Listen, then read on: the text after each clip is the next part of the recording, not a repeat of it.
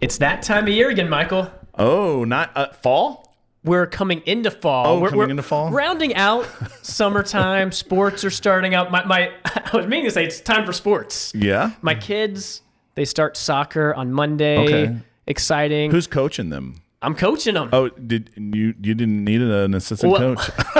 I feel like I should have asked you, but I feel like you were busy Yeah. enough. And this is K through second grade. It's good. Yeah. Next year, we will tag team coaching. Okay.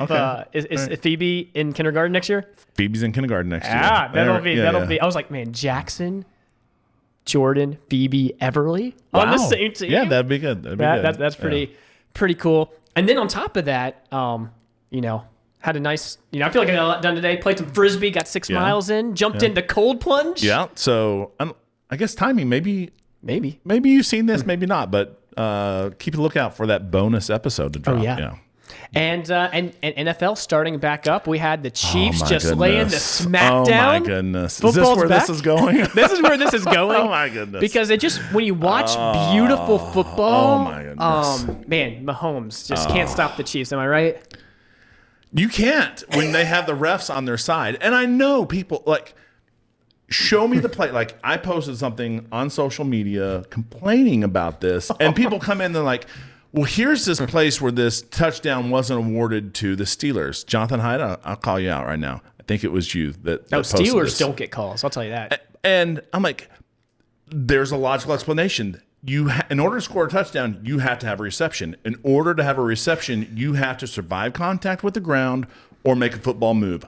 We can debate whether that's a good rule or a bad rule, but the rule was applied accurately in that case. So no touchdown was awarded. But, oh my goodness. Chris Collinsworth, you can get me started. He's defending Kelsey, who has his arm around someone. He's like, well, it's hard for a receiver like that to block these defensive ends, blah, blah, blah. And being an apologist for a clear violation of the rules. Then later on in the game, this is why I turned it off. Ravens, he's blocking, his fingers, for a split second. Flag on the play. Close on, but the runner's already passed, and it is in the NFL rules. They use a word I can't think of, but it's like incidental. Incidental holding isn't called. So if it doesn't affect the play, that sounds like it affected the play greatly. Yeah, no. Nothing's more beautiful than a Pats fan complaining about the refs not coming to their defense. This is I am just loving it. This is what I wanted to say. I'm not a Chiefs fan. I'm a Steelers fan, but man, I do like Mahomes. You list it out. Tuck rule. Oh, tuck rule. Oh, my goodness. It followed the rule. It was there before Brady was ever in the league. So all of these things that I hear over and over again, check out the instances. They don't hold up. If you're a Pats fan, you cannot ever complain about the refs. I will say this. Maybe in the course of watching, I saw one or two over a couple years where Brady got a roughing the passer. I thought, that may be a little bit, maybe a little ticky-tacky. Oh, but I'll say this about the game on Thursday. I'll admit that. Here's a thought. Lamar could have just thrown it to the wide open guy in the end zone a couple times. Yeah. 2 times in a row. I'm just saying. I stopped watching at that end point. And I'm not a Ravens fan. Yeah. You're a Chiefs hater. You're a Chiefs hater. I am a Chiefs hater. That is true. That is true. Yeah. I probably hate the Chiefs more than the Steelers or the Jets at this point, which is most Pats fans shouldn't. I will say this one last thing. I've been in a game where my defensive linemen were getting held and it wasn't called. I have coached that, and it affects how you have to prepare and attack as a defense. Because now if my defense is getting in, they're getting held, and that pressure doesn't get counted against the quarterback, and the quarterback's free to throw, you have to make adjustments that then make the run more advantageous. And so now it destroys a defense when holding isn't called, and it just has material secondary, tertiary effects. I love how mad you're getting. Ooh. This is great. This is a great way to start the podcast. Passion. And this has a lot to do with the Sermon on the Mount. Well, if you abuse the rules of the NFL and misuse them, then it leads to bad things. If you misuse and abuse the Old Testament law, That's right. Amen. It leads to bad things. There you go. I love it. Right. Let's take it to the next level.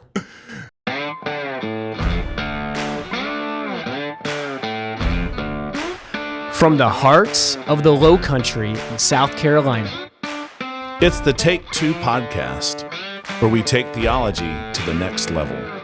Another sermon that I wasn't there for, but I'll be honest, I heard the guy wasn't that good anyway.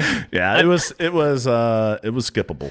No, we had a guest speaker. Really not a guest speaker. You've been preaching like every other month, so really you're in the rotation. You know, someone said something, and I was like, well, we as elders told Joel, take a few more Sundays off across the year. We want him to last 10 more years.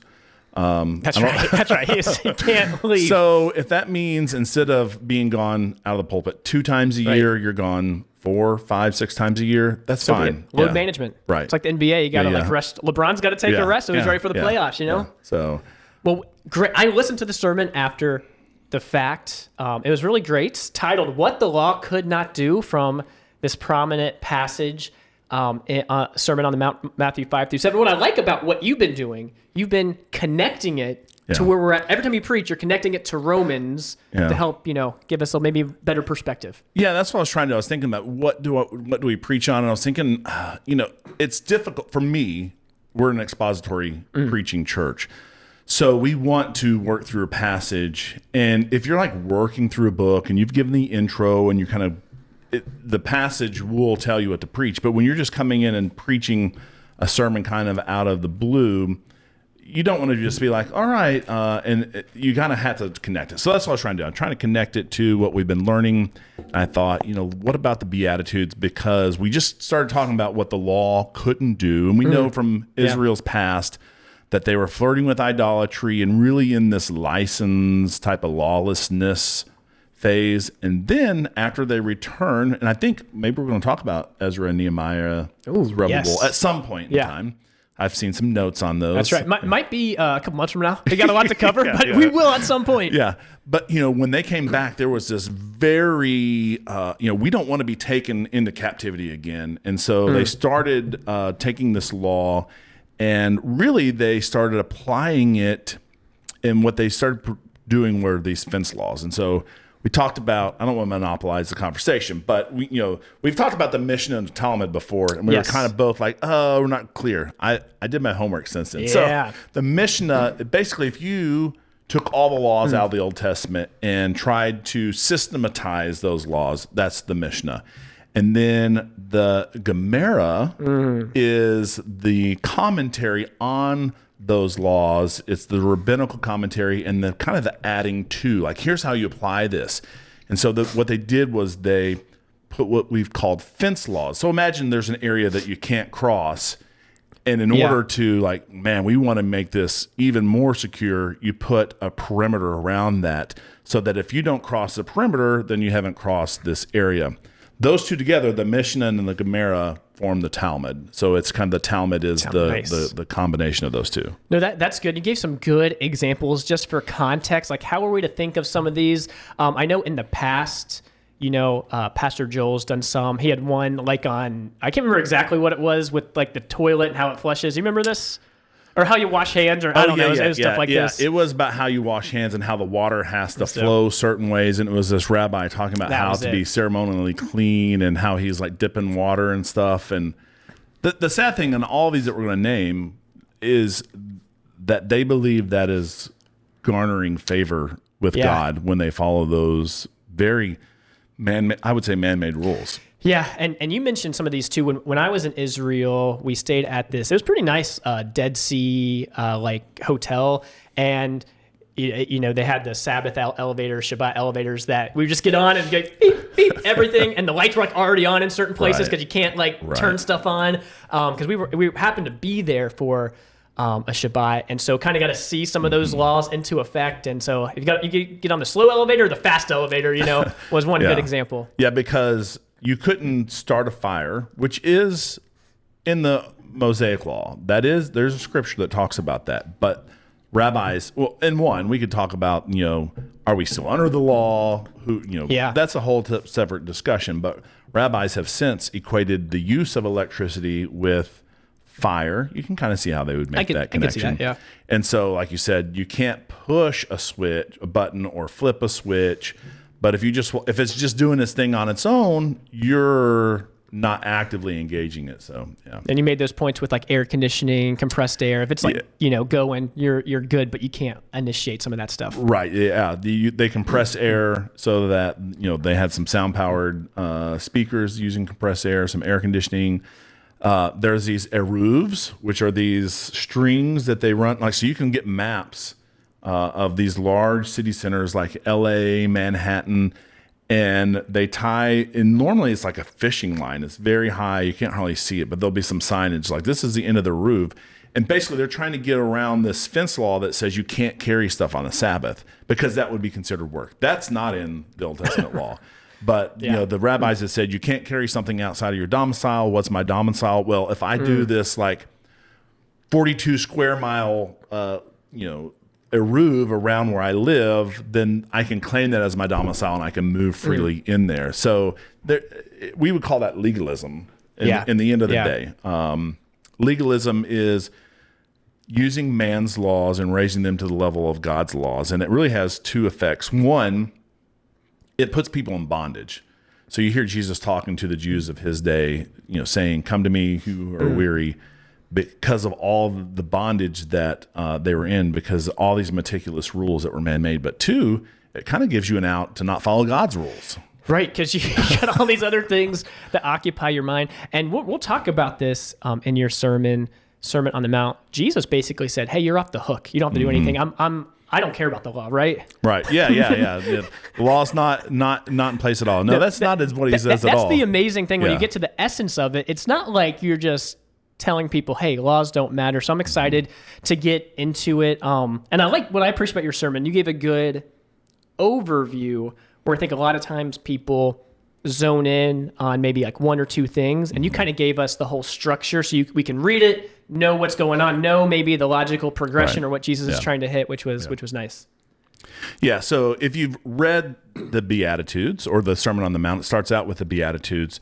And really, that heart attitude is what the law should have produced in them. So I'm sure if you're listening to this podcast, you're familiar with the Beatitudes. But, things like being poor in spirit, being hungering and thirsting for righteousness. If you were following the Old Testament law and you were giving those sacrifices day in, day out, and you were honest with yourself, oh man, I sinned again. I've got to do another sacrifice. This should lead you to this brokenness that Jesus talks about in the Beatitudes. Yeah, I love that. That's kind of the starting point. If that frames the conversation, how you think about your sin, that will drive you to the right place. You kind of worked through those, and then has this idea of suffering. That's a big deal. Yeah. So there's a couple of verses that kind of toward the end of the Beatitudes where Jesus says, blessed are you when you are persecuted for my name's sake, or for righteousness' sake. A couple of verses there that he gives. You can read that. But again, Paul talks about the law being a tutor, and it should lead you to this place where, like, you know what? I don't deserve anything. What I deserve is hell. So I'm willing to suffer on behalf of God. I'm willing because I don't have any rights. Yeah. And on top of that, you're just naturally going to have love for others because same thing. Who am I, right? I'm going to love others. I'm going to be thinking missionally, talking about being salt and light and all of these things. It all kind of flows out from that beginning part. Yeah, and I tried to make the point that we have what's been called the Great Commission. Some people call it the Everyday Commission in the for New Testament believers. There's not really something like that on par for the Old Testament believers, but we see hints of that missional mindset. The Abrahamic covenant, where it says you're going to be a blessing to all nations. We see Jonah being called to go to Nineveh. There are places, where Jesus referenced the Gentile widow that takes care of Elijah. Yeah. And one other thing that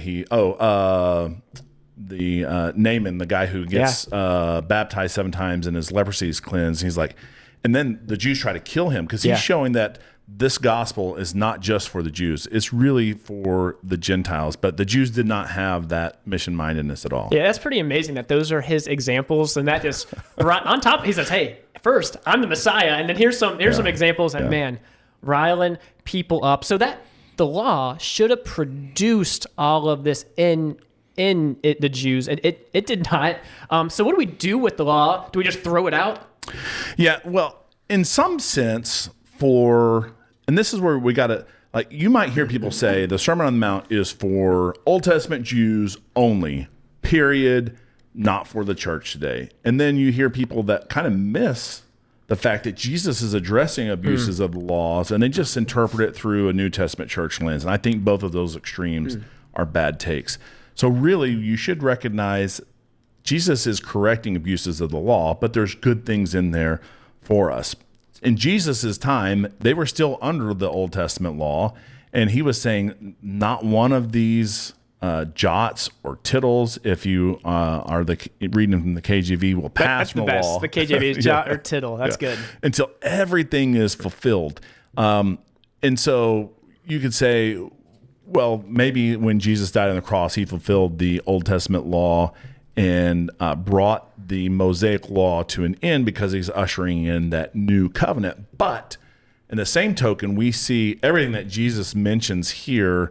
These are moral laws that are repeated in the New Testament for the believer. Yeah, and he goes through and takes one and says, "Hey, actually, I'm raising the standard. These are not only good, but if you get to the heart of the law, if you get to what's really behind it all, I'm taking it a step further." And I think, on one hand, a lot of people understand that, but I think a lot of people don't understand that, and they're like, Jesus came, we can do whatever we want, right, And it's like, no, when you read, and it's great that he has different examples, not just one, but he does it in several cases. I think you did a good job of using, one of these or a couple of these and saying same patterns kind of done throughout. Yeah, so the one that, he takes up murder, takes up lust. I believe he takes up being dishonest, let your yeas be yea, your nay be nay. But in the murder one specifically, he's going to quote the law. He's going to say, you've heard that it's been said you shouldn't murder, and if you do murder, you're going to be guilty of the court. And then he takes up, he's going to say, but I say to you, and all of these things start getting at the heart. If you're angry at your brother without a just cause, if you say to your brother, you are good for nothing, if you say to your brother a fool, or we might say stupid. And hopefully you can see that the degree of those sins is lessening. So it goes from murder, angry without just cause, calling your friend good for nothing, calling him, oh, you stupid. But the consequences go up. So it goes from being guilty of the court, guilty of the Supreme Court, guilty of hellfire. And then you look at that, you're like, does that make, I don't understand, but there is a point. You pointed out really well. Yeah. So, and in contrast to the fence laws, where Jews were really thinking on a physical level, like don't go this far out, don't eat these things, wash your hands. Really, Jesus is saying you should be fencing off your heart. So if you don't want to murder, don't be angry. And if you don't want to be angry, don't be having thoughts about your brother like he's good for nothing. And if you don't want to be having thoughts like that, then don't be thinking your brother's stupid. Like, you have to guard your heart. And that little sin, it's a sin. Yeah. And it garners you the punishment of eternal hell. Yeah, if you can try to get your sin in check on that level, I mean, I'm sure bad stuff happens all the time, but I'm sure most people, when they do murder someone, where does it start? And it's like, we all can relate to thinking someone is dumb or said something dumb and acting out. It's like, that's so practical that we need to guard that there because Jesus is making a big deal about this. That's great. And one more thought on that, like, Tim, our resident counselor, he talks about folks who struggle in different areas and the triggers that they allow them to, this happened, this is how I responded. Maybe if it's anger, or I allowed my mind to do this. I looked at this and then I went here if it's lust, or, gossip, all of these, kind of the patterns that lead up to it. And he'll talk about, radical amputation. Like, you got to get rid of those things that are leading up to these sin area struggles. Yeah, that's practical. Yeah. Look at your life, look at my life, and catch those now. It's a lot easier to amputate a toe than a leg or whatever. You know, don't let it take over everything. And then from here, you correct me if I'm wrong. You preached the sermon. You kind of gave us you kept giving us this big picture of different things Jesus was talking about, like giving us this how to read the Sermon on the Mount. Yeah. So if you look at the beginning, he's really saying, we talked about this in the Beatitudes, what the law should have done. And then he's going to start addressing different abuses. So towards the end of chapter 5, he's really picking up, I think, these abuses of the law. And if you look at what's the end of commonly the Beatitudes, or if you break out, the salt and light portion, he says, unless your righteousness exceed that of the scribes and Pharisees, you shall no wise enter into the kingdom of heaven. That's the KJV. That's what I had memorized when I was it's burned a kid. Into your head. Sorry. And so, and that would have been a wow. Yeah, for it's a them. big deal. Scribes and Pharisees, I got to be better than them. These are the people who tithe a tenth of their mint and their dill and their cumin. How am I going to do better than that? And then at the end of all of these corrections to the law, it's like a bookcase. Maybe it's a chiasm. I don't know. But he ends by saying, therefore be ye therefore perfect, even as your Father in heaven is perfect. That's the standard. Wow. If you want to justify yourself, you've got to be perfect. That's how chapter 5 ends. Chapter 6 starts looking at not necessarily abuses of the law in particular, but abuses of practices of the law, praying, tithing, fasting, worrying about material things. Like it had been, kind of like our name it and claim it preachers today, wealth was looked at as a sign of righteousness. And there was all this worry about things. So he's going to end chapter 6 with this, kind of a rebuke on people who are caught up in material things. And then chapter 7 ends with all these woes. And basically saying you can do these things, but your fruit has to match your heart. And if you've got bad fruit, then you don't really know me. And we get some of those, I'll cast you out, and they'll say, but we did this. Yeah. I never knew you. So that's really the Sermon on the Mount. That's good. And it's a big picture of how the law was abused. No, that's really great to frame it in that way. And Jesus just hits things. Oh, I like that there's so many examples, so many little vignettes that there's a lot in here. I know most are very familiar with it, but it's just so great to revisit over and over. Yeah. So what else would you want to hit on? Well, I will say, I do want to caveat one thing. It might be that Jesus did not say all these things at one time, at one setting. Maybe he did. Maybe he didn't. The reason why we would have some questions about that is, one, we know the tendency of Jews to group things thematically, and that was how they preferred it. And so Matthew, being a Jew, being a follower, a disciple of Christ, could have taken these things and grouped it into a single coherent thing, like we do when we do systematic theology. Like we grab verses from all these places, we kind of put them together. What's the overall story?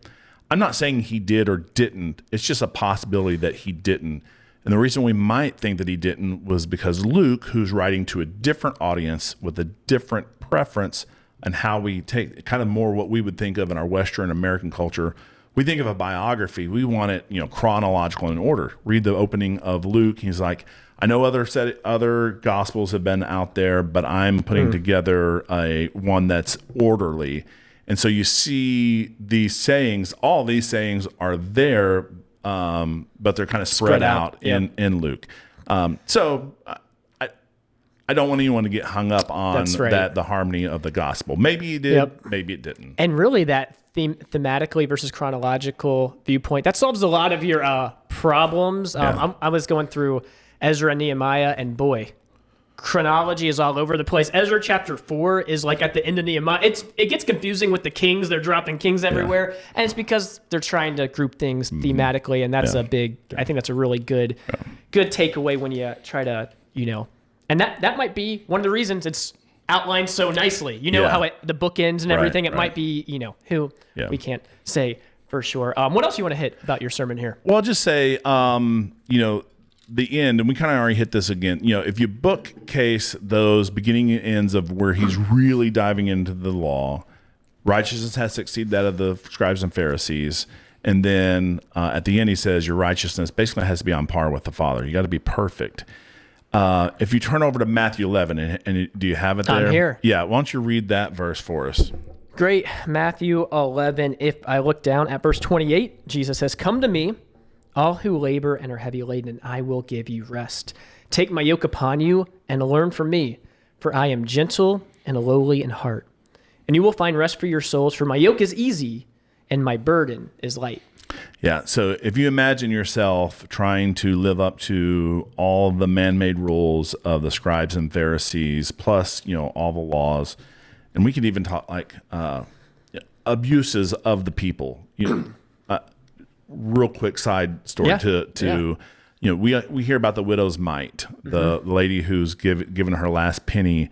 And if you read that out of Luke, I think it makes it clear that Jesus is angry, not at the widow, but this box that's outside the temple where these people are given money dates back to Ezra and Nehemiah when they're trying to get enough money to rebuild the temple. The temple's built. Herod's done crazy amounts, but they are still expecting people to give to this.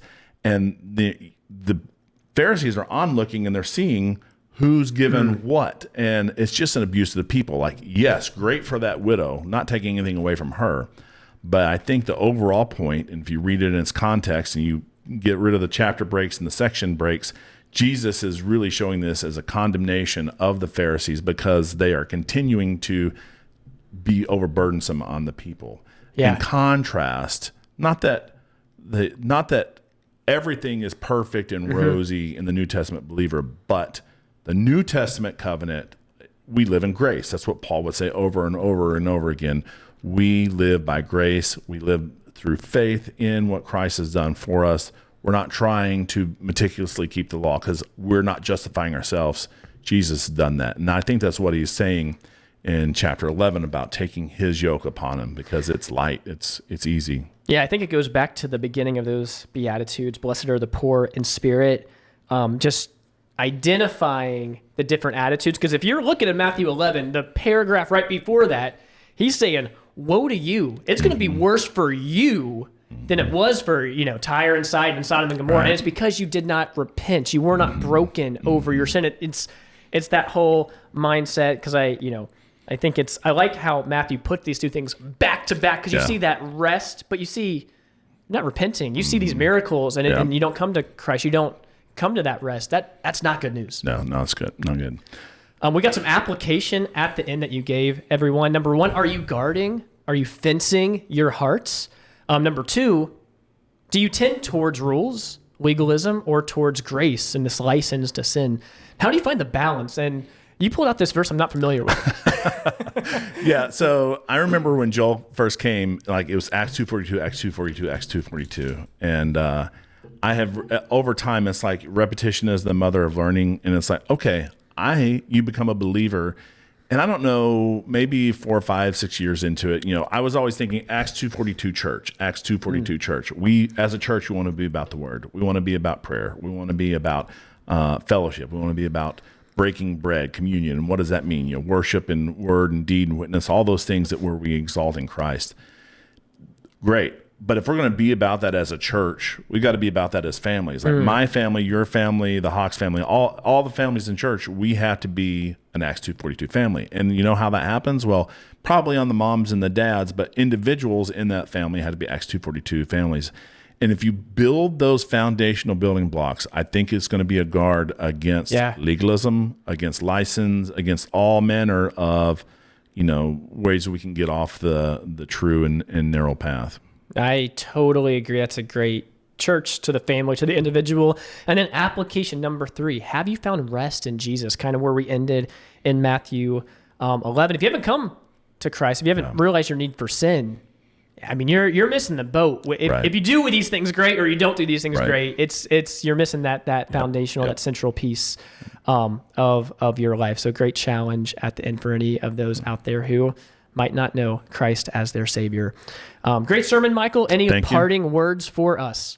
No, it's a pleasure to preach. I think Joel is a good standard by which to, I try to follow him as he's following Christ. I think he does a great job in his sermon. So try to kind of copy his format and stuff. So hopefully I did great. justice. It was great. Thanks for hanging in there with us. That's our take. Thanks for listening to Take 2. Find us wherever you find podcasts and on YouTube for those who want to watch our video cast. Blue Chiefs. I knew that would get you riled up. I love it.